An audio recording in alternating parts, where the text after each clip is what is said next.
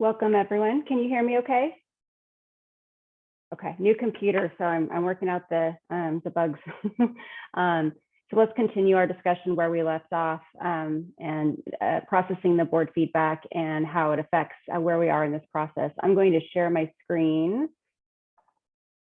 And let's see, Natasha, are you doing note taking for this one? Or should I do that? I'm here. So if anyone wants to private message me, I'm just going to be typing and trying to grab as much content as I can. And if I make a mistake or if you guys want to add anything else, please message me and I will be sure to add it to the board. Okay, thank you so much for helping us with that. I appreciate it. Of course. Okay, and then just as a reminder, also we'll try to let everybody speak one time first, and then if there is time, we'll circle back and let people make multiple comments.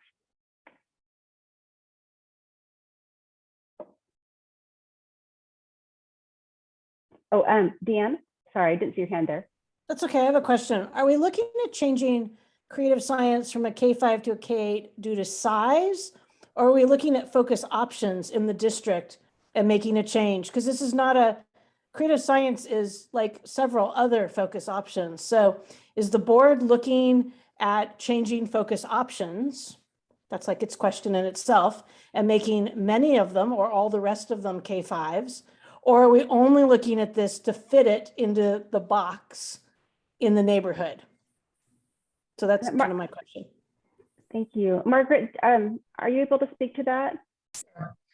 So I think part of the discussion that happened on Tuesday was thinking about providing some guidance for the third scenario, right? And so in scenario A and B, creative science is configured in one way. The question that was posed is, do we model it in a different way, right? So that was really what the board was responding to on Tuesday, and to help provide some guidance to Flow Analytics about sort of what are the parameters that we're thinking about. So that's really what the question was. In the larger context, are we looking at, there's a tension point that we're hearing often in these discussions, like how far are we looking? And we get to the edges of any part of the city, and then it's like, well, what about Northeast, or what about a little further east, or what about a little further west? Are we talking about all the programs, or are we staying located within where we are? And it was a pretty narrow question that was posed to the board, given the charge of what it was. So I don't think that it was larger than that, as it was asked on Tuesday. There's a philosophical reason why our focus options are K-8, and I don't feel as if that component of it has come up in discussion. And I think that's an important part, because it is then going to have effects on other focus options, right? So in sort of setting that precedence of what are we doing with focus options as a district. And I think maybe some explanation as to why we actually have focus options that were K-5 at one point and then became K-8s, and what the value of that was, as opposed to we just need to move them. Yeah, and there are some focus options that are K-5 and 16, there are, absolutely, like Buckman and Da Vinci. So I also am hearing the statements around a portfolio of options, right? And so I think to your point, like, again, this is one of the tension points we have often, is like, so a lot of people are talking about, is this a signal, right? So I think that's what you're alluding to, is this a signal for the rest of the district?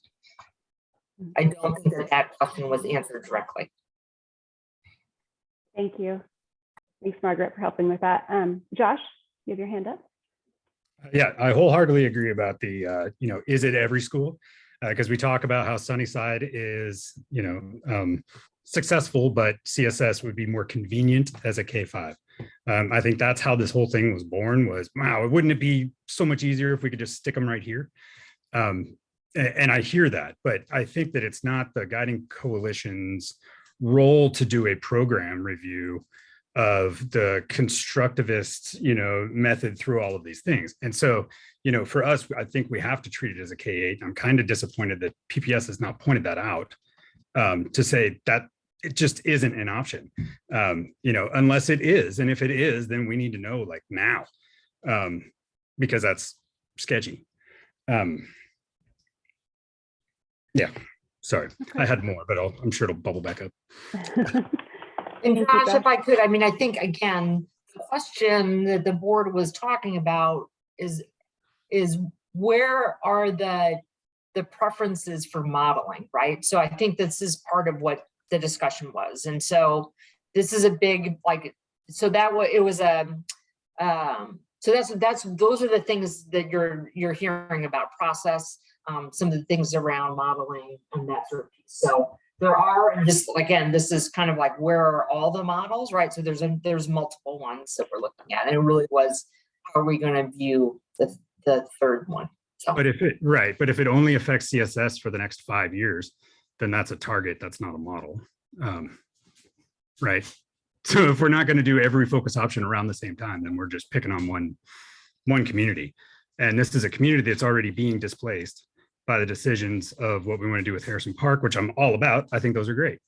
So we're already making concessions on space, and we're trying to be inviting, we're trying to be opening, and then we're hearing about getting knocked down again. So just throwing that out there, I guess. Yeah, and I think it's, again, this is the tension point of how do you enter into looking at making decisions, right? And what is the charge from, we'll keep going back to what is the charge for this group from the board. And that was part of what Tuesday was. Thank you. Eddie, you have your hand up? Yeah, sorry, and a sec to rethink my thoughts. I think Josh kind of said a lot of what I wanted to say too. And I kind of agree. Yeah, good points, Josh. So I guess one of my big questions is, so coming from the lens that creative science offers something that's really needed, right? A lot of the kids need a smaller environment. So, coming from the lens of trying to protect that as much as possible, I feel like there's a when we're moving CSS and trying to make it work, we're also incorporating, allowing neighborhood to, it'll be, what they say, eventually be 78% neighborhood schools, right, coming in. Mm-hmm. So I guess what I don't understand, or maybe I would like to clarify, but if you change the way that works, wouldn't that also be a program change as well? Because now it's become mostly, 78% a neighborhood school, and 22% a focus option. Well, that's kind of what I'm getting. And then you get at the whole argument again, that kind of cascades the whole argument. Well, PPS's argument is that, the K-5 model and a bigger, more comprehensive middle school 68 model is the way to go, offering more programming. Well, now you have 78% of neighborhood kids who are not allowed that, and we're not offering. I mean, I know they can opt out and stuff like that, so that makes sense. Mm-hmm. But I think in the interest of trying to protect CSS as much as possible, allowing this 78%, like having neighborhood catchment, yeah, wouldn't that be a program change? Wouldn't that be kind of changing fundamentally what CSS is striving to do? I don't think so. That makes sense. Because we want everyone to do what we do. The constructivist method is, has been growing, and it's something that we want to see everywhere, and think it would be awesome. Absolutely. I mean, I was a teacher for 20 years, and I was pushing that whole constructivism, and that's awesome. The way I teach as well. And I agree. But then you get into the argument that if it's just like any other school, I mean, I think there's a big move to constructivism, but so I guess the way I'm seeing it is that if it becomes mostly a neighborhood school, then we start losing that alternative placement. I don't know, I'm not articulating very well because I missed my dinner. It comes down to traditional school versus the constructivist. Yeah, exactly, right. And the neighborhood, they can come into the constructivist, right? Yeah, but then they're not really choosing, because there's a lot of families that can't really afford to commute. But it's not like there's a huge, like such a huge difference that it's, all the desks are upside down and this is all totally. No, I completely agree with that. I know exactly what you're saying. Okay. I agree with that. But I'm just saying, like, like, for example, when I worked in alternative school, there was just kids that did not fit in the comprehensive system, and they needed somewhere else to go. And that the alternative school I was working at, I provided that space for them, provided that school for them. And so, like, in the interest of passing, for example, if we do move, I don't know, that's just kind of my question. Is like, I'm kind of worried about if CSS can continue to offer the unique kind of opportunities it offers. If we have, sorry, I'm taking up too much time. I'll stop. No, thank you for sharing. Michael, do you want to start? We only have like 30 seconds left, sorry. Yeah, I think I just wanted to surface two things in terms of potential impacts with the delay. One is, since this process really had been centered around attempting to improve the resources available to under-enrolled middle schools and middle school students, what can be done in the interim to make sure that those experiences are supported.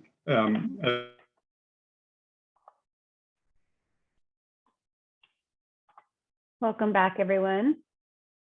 I'm going to share my screen here. Just give me one moment. All right. You guys see my screen okay? Okay. So we want to take a closer look at the boundaries.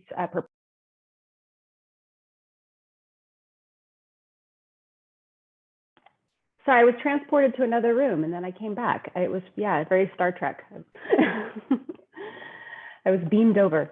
So yes, so considering the proposals and then with the information that's presented on what we're looking at in way of optimal boundary factors, what are your thoughts?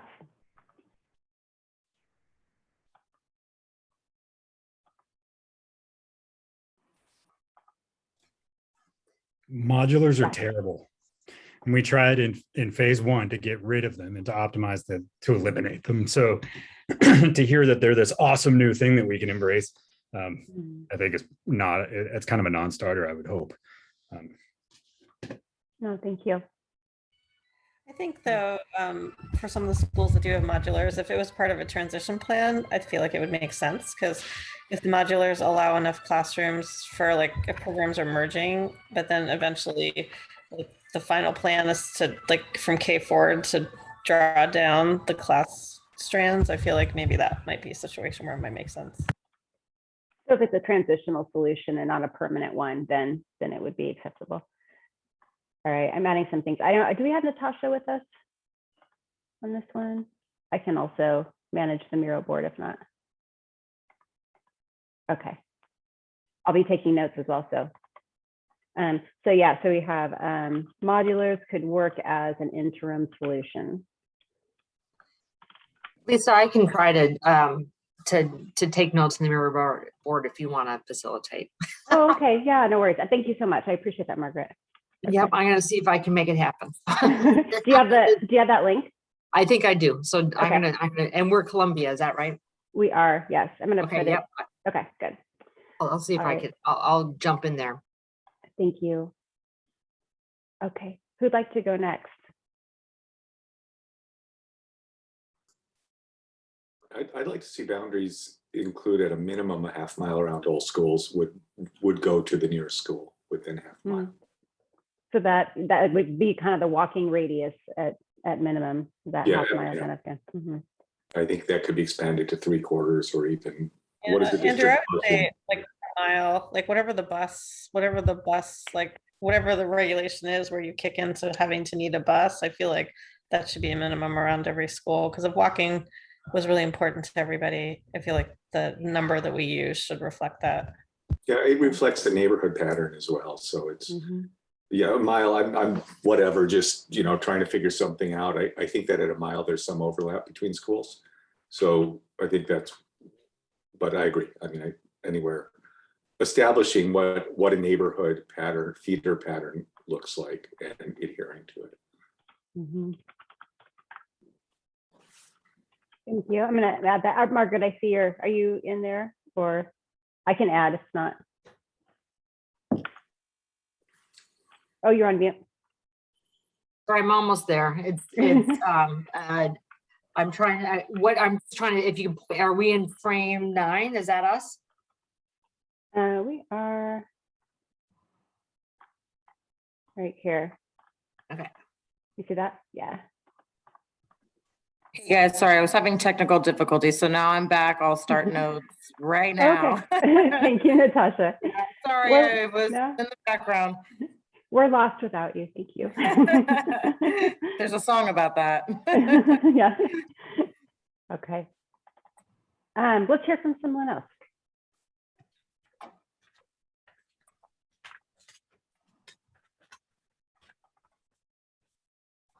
Lisa? Yes, Michelle? Hi. Yeah.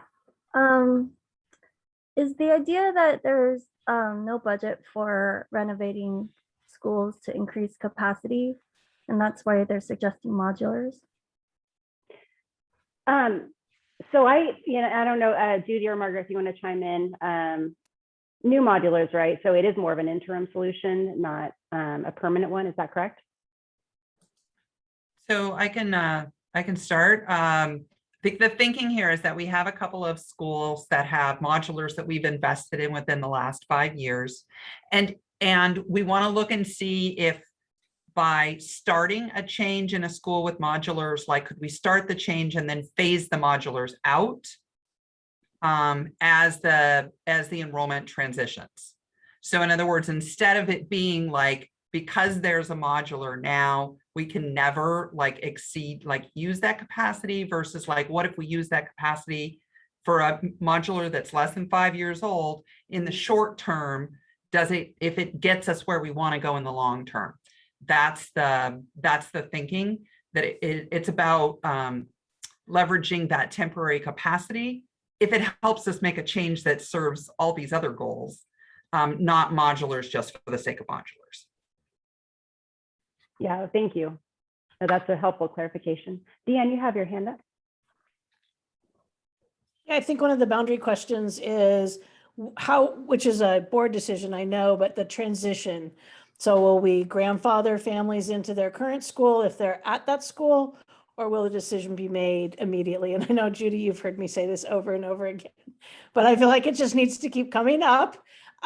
So in my situation, would the Lewis families be able to stay at Lewis till the highest grade before they transition to the middle school, versus will we say the encatchment area that we're looking at, the boundary change, would immediately go to the 2 other schools, meaning Whitman and Lane? And I think that answering that question will also relieve, I mean, grandfathering is a question for many of our boundary discussions.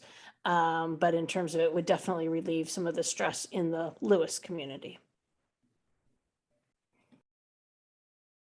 Yeah, and Judy or Margaret, don't know if you want to chime in, but I guess my understanding there is that there hasn't been a decision, right, definitively either way, but typically the grandfathering is something that is allowed or has been in the past, and there's only special circumstances, right, when that is not followed. Is that correct? That's right. And that link to the policy that we were sort of taking a look at now is the policy that describes like what the rules are for boundary change and the conditions in which a board could decide to set those rules aside. So the default is a phase-in approach, otherwise known as, some people refer to as grandfathering. But the board does have the right to adjust that. There has to be a reason, and they have to distinctively vote to do that thing. Thank you. Andrew, I think, well, I'm sorry. Eddie hasn't spoken yet. Eddie, I think Eddie was first. I apologize. Eddie. I feel like I spoke too much last time. So I'm giving my comeuppance. I just have a question. Do you have this PPS, or maybe it's in a document, I totally forgot, but is there any information about like trends or predictions for the next 5 whatever years? Like, are there going to be some? Yeah, Judy, or not? So I guess my other question is like, when they're looking at inner Southeast schools later, are those going to be trending up or down, and like, is it going to be bleeding over more issues into the schools that we're looking at now? Like, I guess my question is like, Yeah, just like where I can find that information for, you know, the trends for populations going up and down neighborhoods, et cetera. Thanks. Yeah, so those enrollment projections and I believe, is that part of the dashboard too? I think that information is on the dashboard, yeah. There is a link to it on your baseline dashboard. And I'm going to put in the chat right now for all my demographic junkie friends. I mean, I say that with love. Here is a link to the full report from Portland State Center for the demographer that we get every year. Yeah, because I saw the 25-26 boundary or predictions, right? I was just wondering if there was. These go out to, I think, 31. Oh, really? And Okay. it's broken down by school, it's broken down by grade level. You can see what's the neighborhood activity versus the school activity. Okay, brilliant. Nice. So there's a lot of meaty stuff there. And, you know, it was released when we were 9 years since a census. So, Yeah. you I'm on know, this page, hopefully yeah. someday soon we'll have a census that helps improve the forecast even more. It'll be really hard, but. Yeah, I remember being on this page. Cool, thank you. Great. Okay, Andrew, sorry about that. Yeah, I mean, I just think that Judy's point about the census is really important because Portland has changed radically in that time, and population in Southeast has grown massively and may or may not be accounted for at this point in time.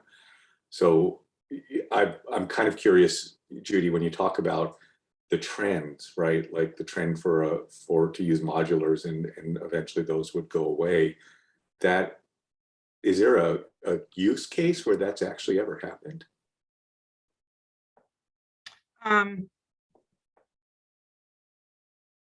We've moved modulars off of high school sites where we've placed them there temporarily and then moved them.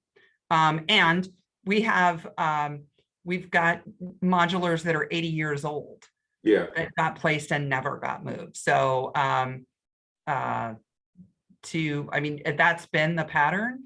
And that's a pattern that we're trying to break the pattern of relying on new ones. And so what we'd like to do is start by eliminating our oldest and least useful, and then set boundaries and programs in a way long-term that don't require that capacity. And we understand that that's going to take some phasing out. It's not a tap that we can turn off immediately.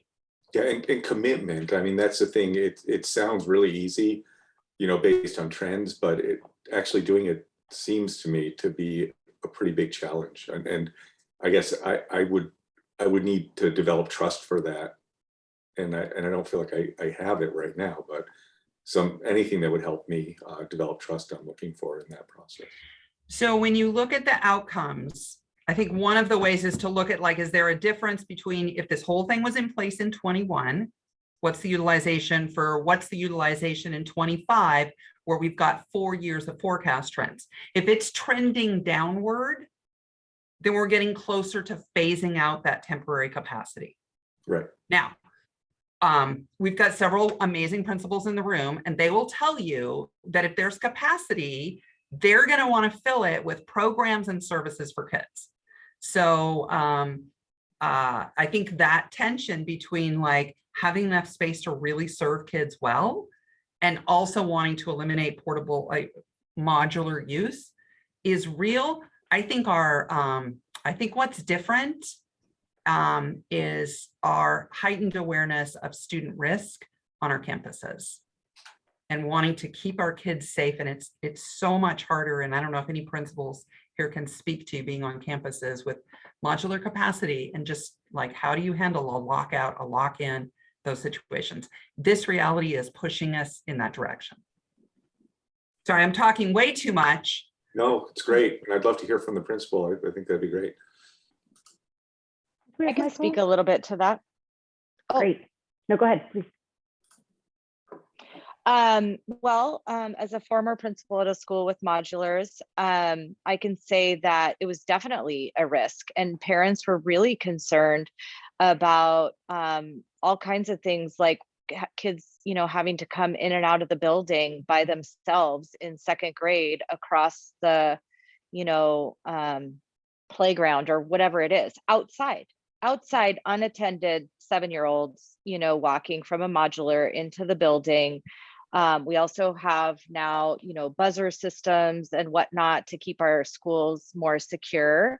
And it can be challenging, you know, then kids get stuck outside. I mean, there's all kinds of reasons why, you know, ideally, if we could have all of our kids inside a safe building where the adults are able to, you know, respond to any kind of emergency or need quickly and safely, it's better than having young kids, you know, walking outside by themselves, especially since I can't think of any of our schools, I don't know, that are fully fenced or anything like that.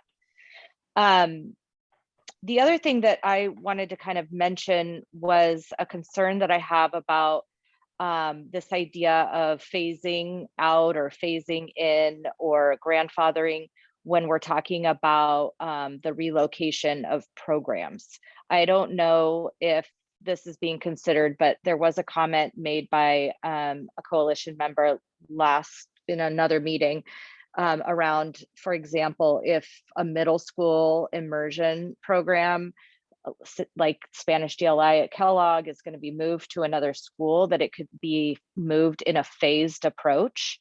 And I just want to mention that with programs like DLI at the middle school level, the robustness of that program also is impacted by the number of strands that it has, just like at the elementary level. So leaving one strand or phasing out, you know, grade levels or whatnot also impacts the viability and the success of the program. And so I would just like to communicate that concern of, if we're talking about the movement of programs, that we shouldn't really be considering a phased approach to that. And then additionally, I just want to emphasize the tension and concern around multiple languages of DLI being in one middle school building because of all the staffing that is required for a particular language that gives parents access to education to support their kiddos. So it's I think a challenge already to find staff in multiple languages. And then if we're considering, I think I've already said this before, but looking for, you know, support staff and whatnot in more than one language is going to be hard. Mm-hmm. Deanne's like, I already heard that one. All right, I'll stop. No, thank you, Jennifer. Dee. I just had a quick question. I'm sorry, my kids were coming home from sports and I might have missed the context of what was happening. Just loud for a second, but so have we seen proposal C, or are we just discussing? Okay, so we're just talking about sort of some of the new guardrails, and okay, I just wanted to make sure that I have something important. I want to say specifically, and they had me in another room and I wanted to jump into this room to make sure that there was somebody who was kind of part of the deep dive boundary change team, like in the room, because the prompt and the key here is, what's a boundary change that you're seeing somewhere that you think like, that's the right kind of change to make, or what's ones that you would be like, don't make this kind, because boundary changes are a huge lever. And there's a lot of work that needs to be done to get them right. And you're all going to need to be comfortable with them at some point before you make your recommendations. So hoping that we're sort of back on the, aside from DLI, aside from counting capacity and future projections, like how do we make the boundaries work well? Does that prompt an answer for you, Dee? Yeah. And I guess now that I know what we're talking about, I do have something else to say, which is just so as a field trip, Andy and I drove the boundaries last year because we were just curious, like we didn't come into the process knowing a lot about the other schools in our area and what the rules were. And if there was one thing that I would say that was just like kind of like this mind blowing, like what is happening here, there's some very odd carve outs in a lot of these. And it was our observation that those carve outs seem to be around a lot of low income, sort of higher density housing projects, like, and around like, Powell, between Powell and Gladstone, like right at 39th, there's like a weird jut out that basically cuts that housing project out of like one school boundary and into another. And I just think that it would be critical as we're doing this, just aside from all of the other work that we're doing, that whatever those like historical prejudices that we had in place around SES and diversity 30 years ago or 40 years ago, I just think that it's just vital that that gets relooked at in terms of how those boundaries were drawn, because it's just, there's no sense in terms of like logistical, it doesn't make any sense to me. And it just felt like that, it felt like a very it's like reading an HOA from 50 years ago that says you can't have African-American people in a certain neighborhood. It just felt very out of touch with like with our modern sensibilities. So I feel like that definitely should be one of the factors when they're considering, is like maybe just to make them more square. Okay. Avoiding those carve outs. Thank you very much, Dee. Michael, you've had your hand up. Yeah, I think just in response to Judy's prompt there, if you look at the attendance boundary for Lane and for Whitman, it's extremely skewed. So kids that live just to the west of the school, one block, attend a different school. Our boundary is drawn pretty much right down our street. And so if we're talking about walkability, students who live closest to the school do not attend the school. Our attendance boundary is skewed entirely to the east. And so the building actually sits on the western boundary of our attendance area. And so if we were looking at like walkability and livability issues and trying to enlarge our boundaries, I think it makes a ton of sense to look at that western boundary and expanding that out as a possibility. Thank you. That's important information.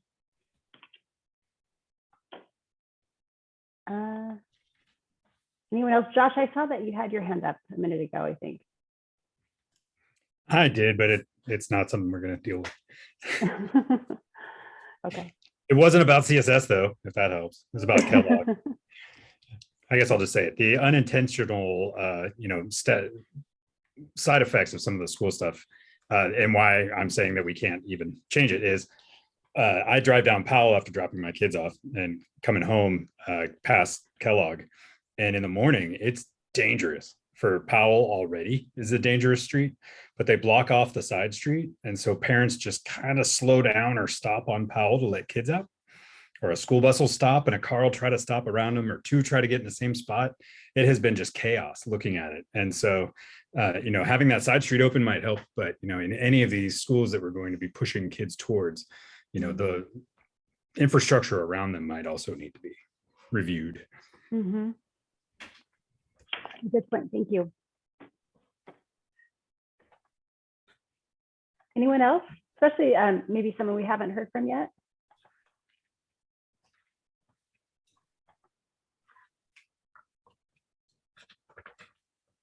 I mean, I feel like I'm just taking it in. I am not at all familiar with what guides the boundaries. Like in my head, the school would be the center, and then you would, spoke outwards, right? And so for me, when I'm thinking about this and I'm looking at maps, it doesn't always make a whole lot of sense. So I would like a little bit more information on how we got to this in the first place, so that we can then figure out how to back away from some of the, the cutouts that don't make sense, or, there are new housing spaces now. So how do you maneuver around those with all of the real estate going up, all the apartments with, Prosper, Oregon, Portland trying to get, people back into Portland. I just want to know more about what process was used initially, or how we got here, and then figure out where to go from there. So I guess I would like to know, how do I go and research that? How do I get sort of up to speed on the process in general? Yeah, and it's super complex with a lot of variables. I know. Judy, I don't know if you want to chime in. I know you're the expert on this.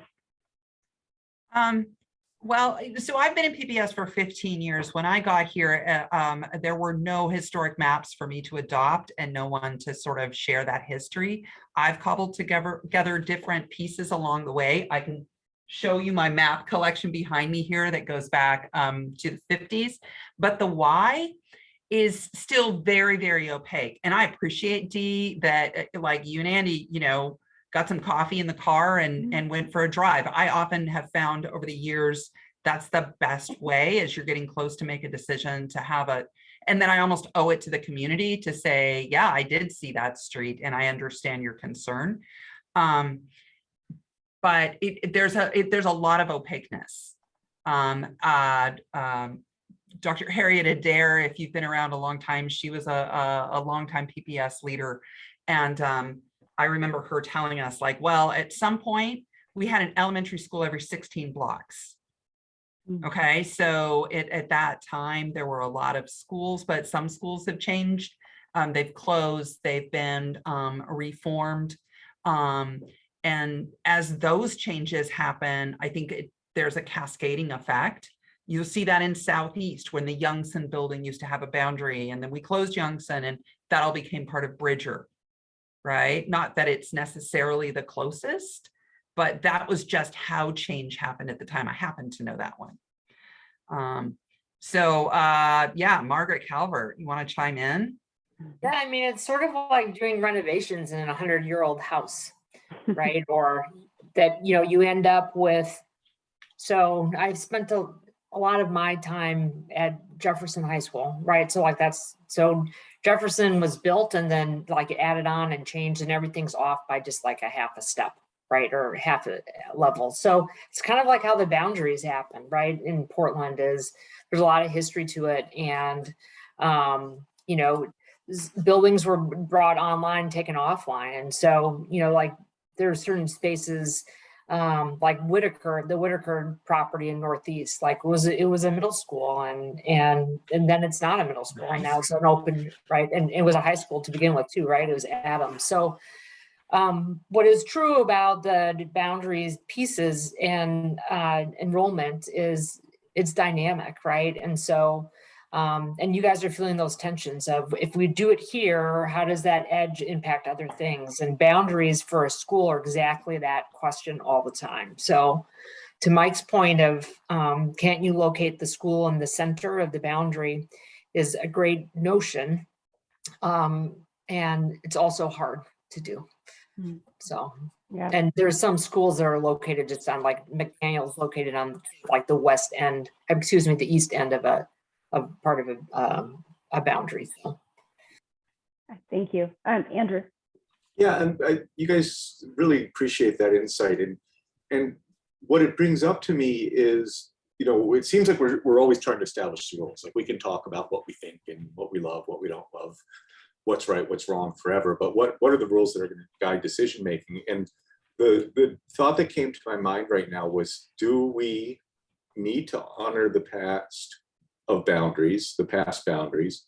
Do we need to focus on honoring the past boundaries and trying to change boundaries which seem arbitrary or inequitable? And like when Dee said parking, like there's an apartment building, whether it's low income or not, it might have just been to put it in there would have just brought too many people. So it was an easy fix to go around it.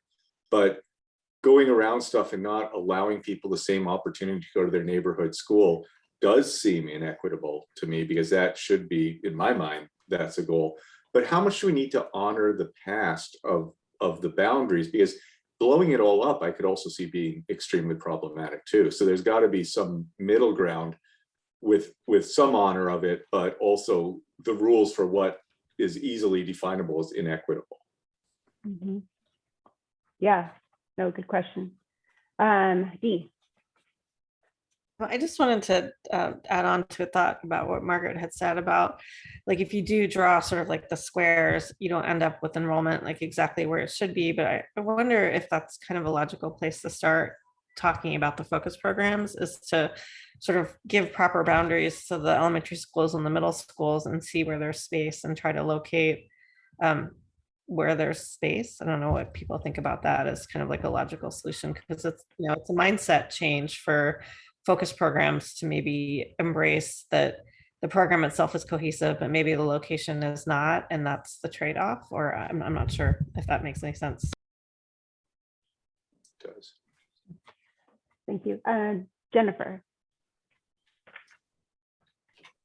I'm also curious about, I don't know anything about drawing boundaries, and but I'm curious about what research or information we have from other urban areas who potentially have used boundary realignment processes to create more equitable school experiences. Are we looking at anything like that?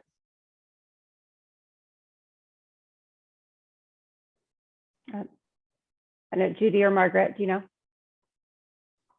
We have looked at so I don't know if you're still here.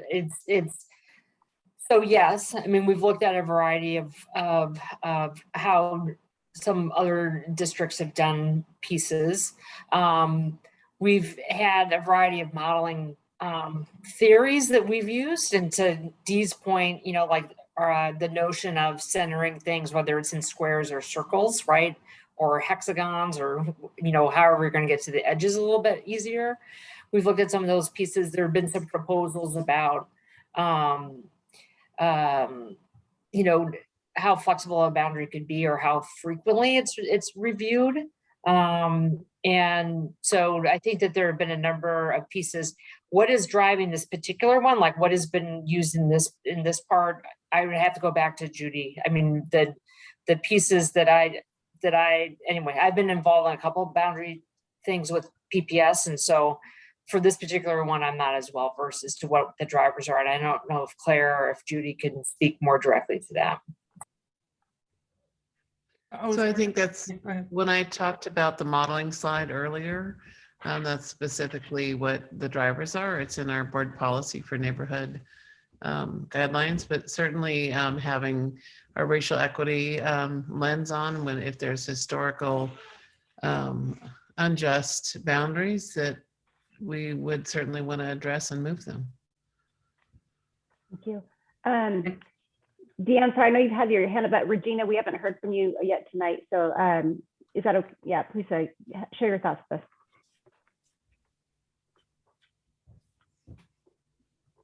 Hi, Regina.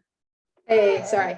I just wanted to add in terms of like the conversation as we consider like boundaries, being mindful of the fact that, you know, Franklin is part of like the Southeast quadrant, and it being a place where the board is very interested in addressing the, you know, that capacity. And obviously we all know that, you know, from elementary schools feeding the middle to high school, that is, you know, that's something to really think about and consider, because no one wants to have to redraw boundaries later on, right? We want to make some decisions that have lasting impact, so that, like, you know, certain communities don't have to be impacted unnecessarily twice or more times. Thank you. Thank you so much. And Deanne.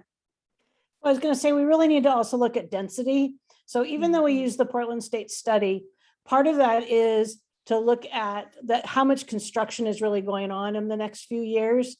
So if you look just on Woodstock itself, for instance, there's 2 major apartment complexes that are being built. However, they're being built as a single unit. And yet we all know that single units end up with families, just from other parts of our city and how density comes in. So I think part of it is also looking at, we know that whole strip from Woodstock out to the Whitman area is growing. And there are lots of new construction happening in there. And so how is that then going to be part of our boundaries? Because you can do the square, but if you end up with 2 major apartment complexes in your square, then the little elementary school is really impacted, right? Mm-hmm. So we really, that fine balance of really looking about what's going on around us. And Southeast is growing in leaps and bounds. And so therefore, how are we going to build that sort of into our boundary discussion? Great, thank you. Josh. It's been a while since I threw out one of those like big, what if we changed everything thoughts?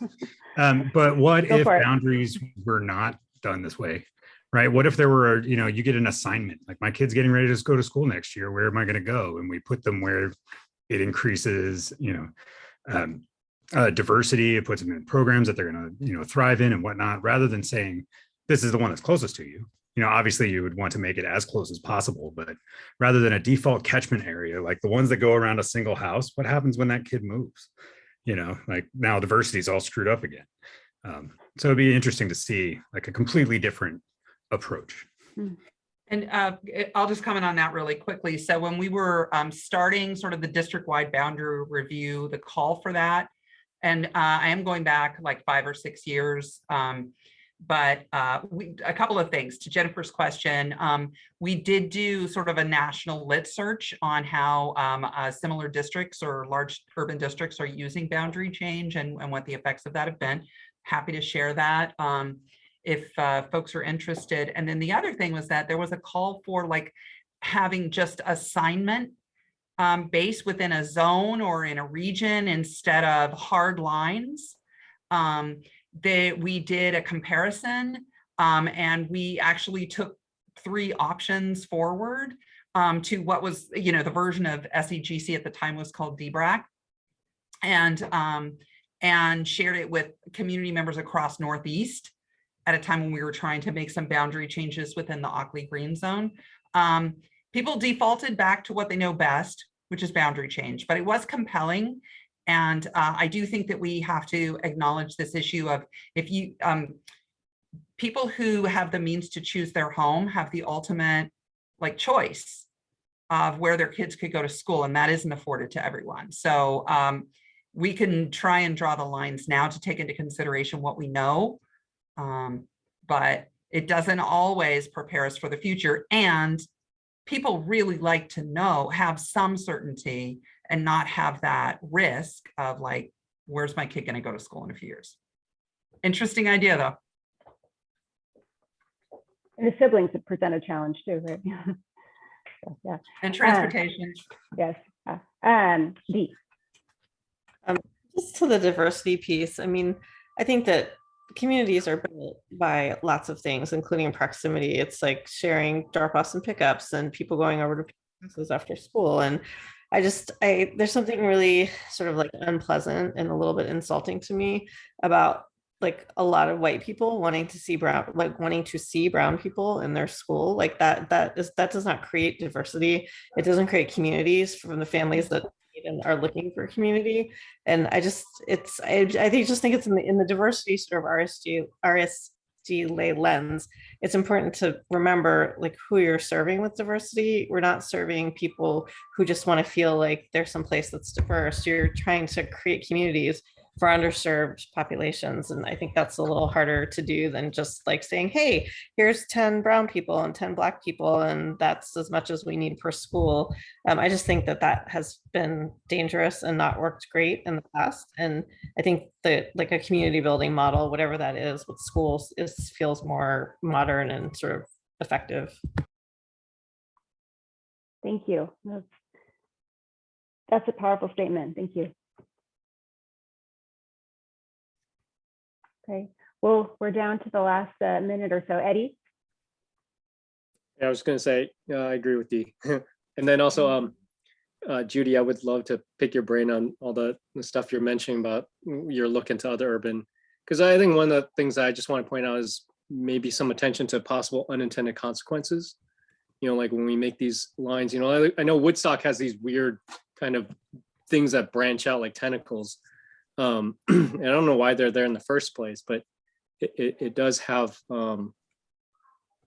these consequences about what our school looks like. And I wouldn't say it's bad or good, it's just interesting. But yeah, just some, I don't know, it'd be nice to have an annotation with all these weird branches and what they actually do to the school, little asterisks or something that, does it help with this, or is it avoiding some cross street? I don't know. I would like to, but anyways, yeah, thank you. Thank you. All right. Well, thank you, everyone. I think we're about ready to wrap up and return to the big room. Before we sign out, I just want to say one thing. Josh, I so value your input, and I hope that didn't feel like that was not directed to you at all. Just so you know, I love what you say. You're a great voice, and that was personal sort of observation. I realized, having come on the heels of what you just said, that it maybe felt confrontational. It was not my intention. It didn't feel confrontational. It felt like a good balance, right? No, it's a good back and forth. Just want to say I really appreciated listening to you all tonight and how you're grappling with the trade-offs, right? Like there's no one perfect, easy way. And we're going to try and take your suggestions and turn them into an interesting proposal C. And anytime, Eddie, if I could pick your brain, I would be a better person for it. So Thanks. I'll send you an email. All right. Cool. Thanks, Judy.